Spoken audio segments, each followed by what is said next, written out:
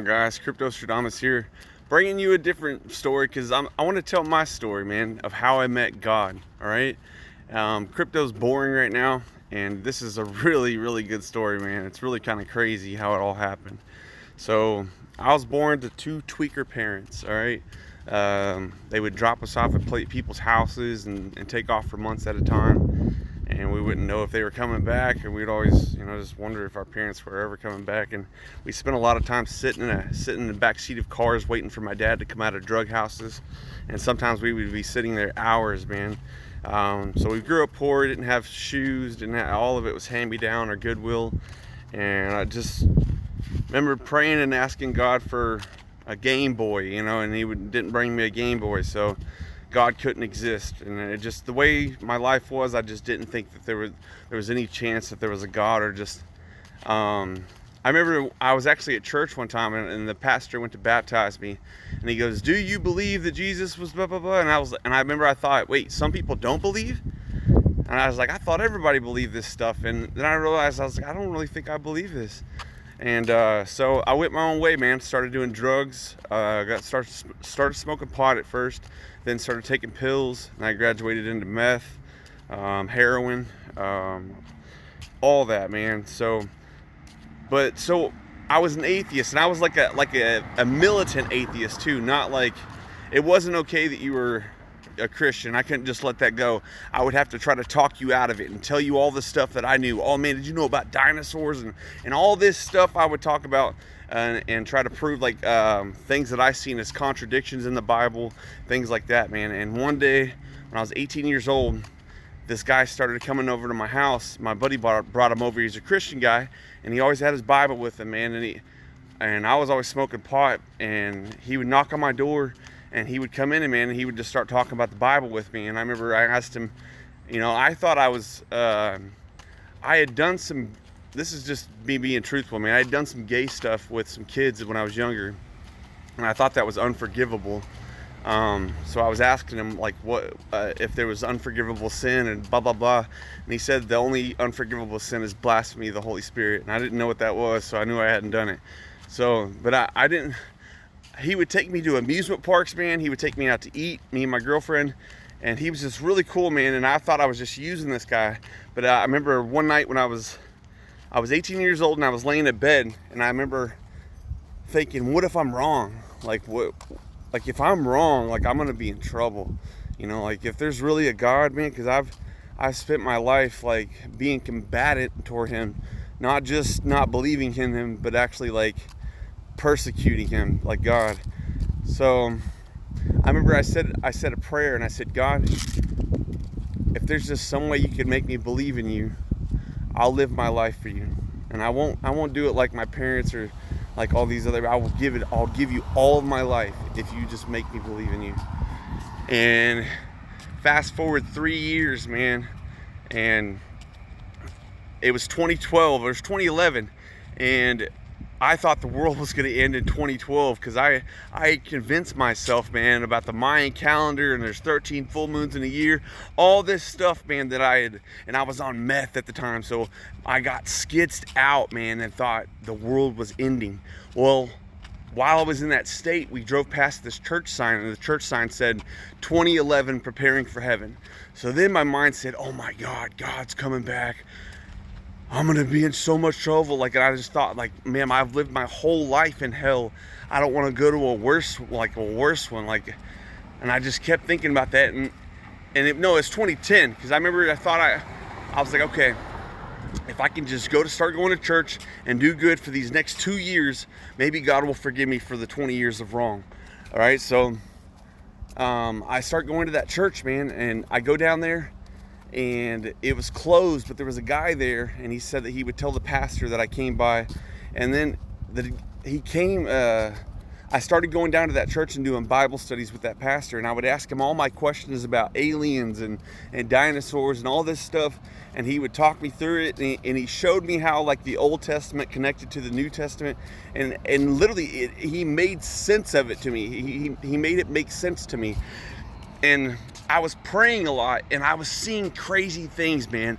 Like, I would see lights fall from the sky and do zigzags while I was praying, and like look like angels, man. And then I would see like the clouds open up, and like it looked like I was peering into heaven, man. I can't explain it, but that's what was happening. So over a series of events, I remember the one thing that got me was I was arguing with my brother about God, and he said, why doesn't God ever answer my prayers? Why doesn't God ever listen to me? And literally at that very minute, there was a knock at the door. And I go and answer the door, and this lady that I was going to church with, she said, Justin, I was getting my car fixed, and I was at the mechanics, and I seen this sign, and I thought of you. So I asked him if I could have it, and he said yes. And the sign said, 2 Chronicles 7:14, if my people, which are called by my name, would humble themselves, pray, seek my face, and turn from their wicked ways, then I will hear from heaven, I will forgive their sin, and I will heal their land. And so I looked at my brother, and we looked at each other like, oh my God, like, because he literally just said, why doesn't God answer my prayers?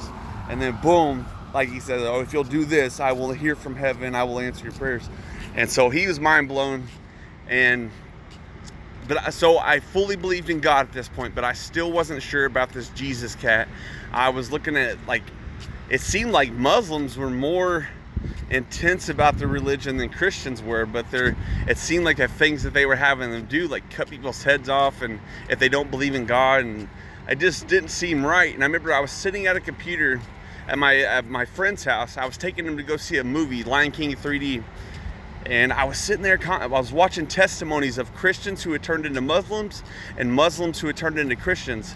And I just sat there and I said, I don't know if I said it out loud or if I said it in my spirit, but I said, it's just gotta be Jesus. Because I was like, is it all about love, or would it be about killing people? And like, Jesus is saying, love people until they come to me, no matter what they do to you. Just love them and love them, love them, and you'll win them over that way. And whereas Islam is saying, all right, give them a chance to repent, but if they don't, then cut their heads off.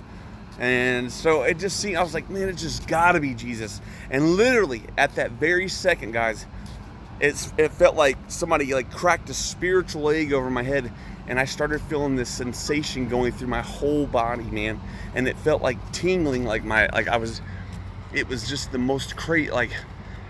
And I walked back and I asked my buddy, and I said, hey guys, I said, Mike, are you about ready to go see the movie? And he said, yeah, I just gotta get my shoes on.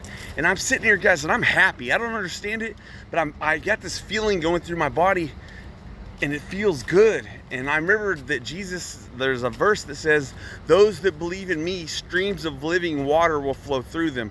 And that's what I was feeling, man. I felt so happy. And I remember thinking, like, what is this? And I got back to the computer, and in that little bit of time, a song had come on the computer, and the name of the song was Salvation Has Arrived. So I was sitting there like, oh my God, like, so I called the pastor, and I told him I wanted to get baptized, because Jesus said to those who believe in me and are baptized, they'll be able to put their hands on people and heal them, all this stuff, right? So I called him, I'm like, hey, I need to get baptized.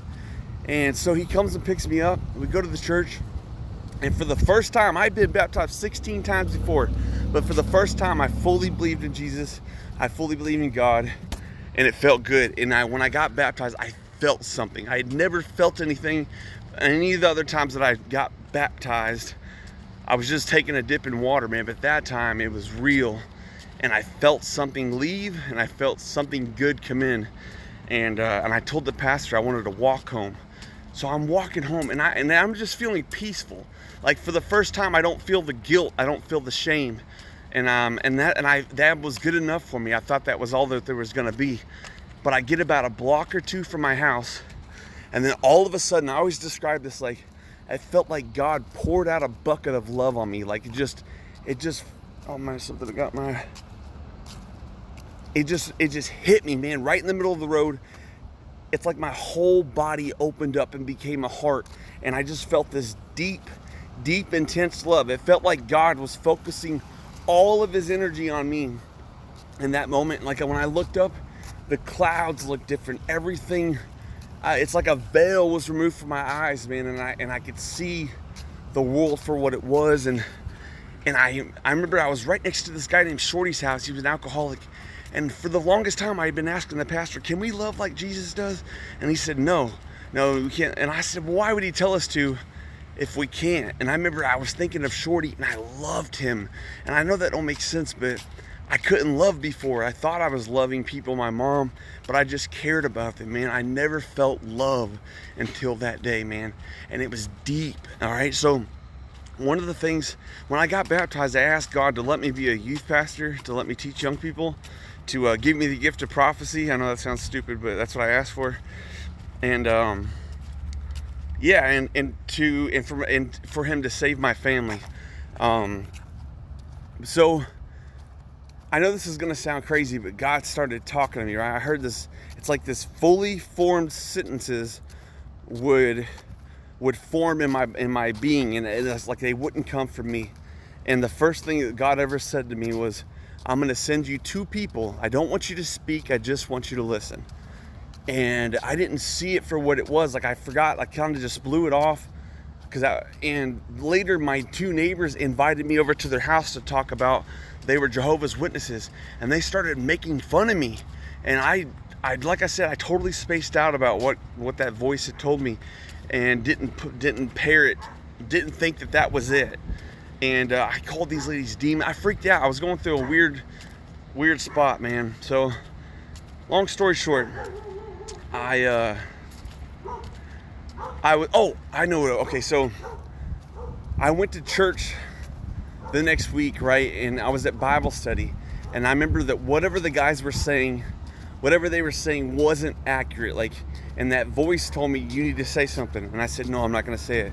Because I was like 20 years old. These were all old guys, like all the elders of the church. And that voice said, Justin, you need to say it. And I was like, I can't say it. I don't want to do it. And he goes, Justin, you asked for this. You need to say it. And so I said it.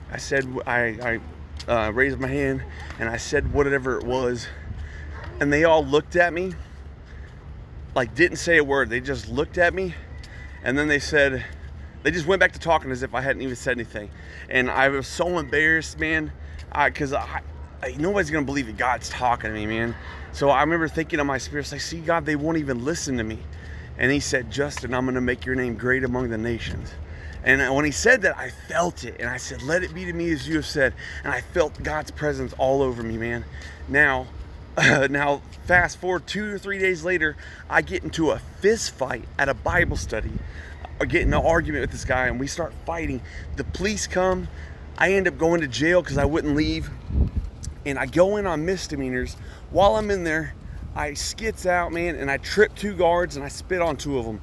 So I wake up with 4 felonies and they're wanting to send me to prison. Well, I'm bipolar, so luckily I pled into a mental health court program that the court has. And I remember I was devastated, man, because here I thought that God was about to do this great thing in my life. But then I ended up in mental health court and going through all that drug court stuff, man. And I was like, what is this? And I remember one day I was walking to treatment and I said, God, did I ruin it? Like, do you still have a hold of my life? Like, if you can show me that you still have a hold on my life, God, I really need to. And I said, don't send me a person because you know I won't listen to them. But I believe that you're wiser than wisdom itself, and you can do this in a way that I can't even think of. And about 2 hours later, I get downtown and I'm using the bathroom at the bus station. I didn't have a car at the time. And I go into the bathroom and there's a guy, and I take a pee and I go to wash my hands, and there's a guy, a homeless guy, washing his hands and walking away. And he left a business card. He dropped it. He like laid it down, and I seen him do it. And I said, hey sir, I think you dropped. And I looked at it and it said, dear, and it had a line, like a blank. It said, I know what I'm doing, -God. And I was like, oh my God. Like, it was like, I felt like it was a handwritten letter straight from God to me. Like, I know what I'm doing, Justin. So I was super excited about that, man. And fast forward a few years, I ended up making it out of that program. But things still weren't going right. Like, I couldn't seem to get it, man. I was so judgmental of other people. Like, I don't know, man. I just wasn't happy at all. And I remember I asked God in 2016, I said, God, what is the deal, man? I don't do anything but read the Bible and go to church. I don't watch TV. Like, I just doing everything I can to serve you, but I'm miserable. And I said, I need you to speak to me. And so I ended up like magic 8-balling the Bible, and I opened up to Job. And so I took that as the message, like, you're suffering now, but you won't suffer in the end, like it'll get better. And I took that as my answer, right? But the next day, I go to this church. It's a Pentecostal church, and they have this Bible study meeting called The Way Out. And this old lady named Beverly, comes up to me after this meeting, and she hands me a letter. She says, oh wait, so I forgot to tell this part of the story. So I'm at work when I'm saying that prayer, when I'm asking God to speak to me. I go to on break at 2:30 in the morning, because I was working third shift overnights. I go on break at 2:30 in the morning, right? So I would usually eat, and then I would pray and read my Bible. And so it's about 3 o'clock in the morning whenever I'm saying this prayer. And this lady Beverly, the meeting the next night, comes up to me and she says, Justin, and I never met this lady before in my life, never, not once, I promise you. And she comes up to me, she goes, Justin, I was woken up at 3 o'clock in the morning last night, and the Lord told me I needed to pray for you. And she said, Justin, while I was praying, he said, write this down. And then she goes, Justin, he told me to write it in poetry form so you would believe it's from him and not from me. I don't know if that means anything to you. And I've written poetry since like the age of 10. I was published in a book at the age of 11 called On the Wings of Poetry. I've written, and I write songs, I sing, and she doesn't know that, but God does. And that's a big part of what he like said was going to be in my life was music. And so she gives me this letter, and here's what it says. It says, no, mind you, she said I was woken up at 3 o'clock in the morning, right whenever I was praying, right? So the letter says, Justin, I'm going to open your eyes and you're going to be surprised. I'm about to take you on a journey that you'll never forget. I'll show you many things if you'll only permit. I'll whisper in your ear and you will not fear, and I'll wrap my arms around you and I'll wrap my arms around you and wipe away all your tears and wasted years. This is a new day, a new you. The past is behind you and the future is before you. Listen to me, listen to me. You'll speak my word. And you say that's absurd, but no, it isn't. I'm insistent. If you apply, I will supply. I have much for you to do and many things in store for you. Listen to me, listen to me. There are many souls out there waiting to be rescued. Some you know and some you don't. Run, Justin, run to the rescue and bring them in. Run from sin, run from it, hold to the word, read it, speak it, don't look back, don't turn back. I'm watching over you, let me lead you through. And then she goes, you know you're going to preach the gospel, right? And then she just walks away, right? So this is like, I'm mind blown. Like, I'm crying. But fast forward 2 years, and I'm in a homeless shelter, man. I'm homeless, and I'm like, God, what is going on? Like, you keep saying this thing is going to happen in my life, but nothing's happening. But Joseph was given the sun, the moon, the stars bowing down to him, and it wasn't until 15 or 20 years later when God actually fulfilled that promise to him. Abraham was told that he was going to bear a child, and it wasn't until 20 years after he was told that he actually got to experience that. So I'm 2 years later, this is 2018 by this point, and I'm in a homeless shelter, and I'm asking God, you've spoken to me in ways that I've never seen you speak to people, but I'm in a homeless shelter. I need you to show me one more time. Can you just show me one more time, God? And so the next Sunday, I get picked up to go to church, and at the end of church, the pastor says, to come up and pray, come up to the altar. So I go up to the altar and I'm praying, and I get up to leave, and she goes, no, Justin, stay up here. I want to pray over you guys. I want to anoint you with oil and pray over you. So I get up there, and we're all lined up, right? It's probably like 15 of us, and I'm on the far left side.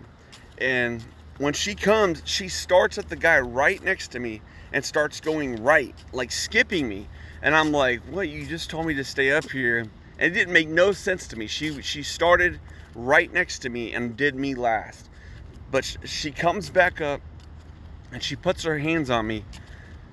After she get done with everybody, she came back over to me, and she come over and she put her hands on me, and she didn't say anything, right? And this is what she did. She goes, I'm making you into a pillar. I'm teaching you how to fight. And I, the Lion of Judah, shall surely roar through you. And then she goes, thank you, Jesus, and just walks off. Right? So once again, God is speaking directly to me, telling me that He's going to do something great in my life, man. And then, so that's the gist of the story so far, man, in my life. I started this YouTube channel back in December and got 2,000 subs in 2 weeks time, and I just really felt like that was an act of God. So I just feel like this YouTube channel is a big part of it. I don't know what's gonna happen, guys. I'm excited to see what God's gonna do in my life. All I know is that I feel like the last part of my life is gonna be really blessed in some way, and that's why I believe that we're all going to be millionaires, man. I think that crypto is a way that God's going to use my life. I don't know, man. I just don't know. I don't know what it means. I don't know what's coming, but yeah, man, I'm just on a journey right now, dude, and trying to figure out yeah, man, I just wanted to tell that story just because I just think it's wild and nuts, and I don't know where my life's going, but I'm really grateful for all you guys who watch my videos. Yeah, man, I'm sober now, so I don't do drugs anymore. Well, I smoke weed, but it's medical and it's legal here where I live, so I'm not breaking any laws or anything. But yeah, guys, that's the story. Tell me what you think down below, man. And that's some crazy stuff. One time, dude, I was struggling. I couldn't stop watching porn, right? And I was praying to God, and I just got done doing my thing, and I was like, God, why can't I stop this? Why can't I do this? And that, like I said, when God spoke to me, man, and this full sentence washed over me, and He said, when you care more about their bodies, or I'm sorry, when you care more about their souls than you do their bodies, it'll leave you. And I was like, and it's just mind blown, man, that wisdom, like, and it hit me hard, man, that I was sitting here liking these women degrading themselves, you know, with pornography and all that. And I was getting a kick off of that. And these women, their lives are probably hell, man. I mean, they're sitting here taking 20 cocks a week to make a living and getting, I don't know, man. It's dreadful stuff. I don't do that anymore either, man. Thank God for that. But yeah, man, I just want to tell that story, man, to see what y'all thought about it. All right, so love y'all. Stay safe. If I can find the end button. There it is. Bye, guys.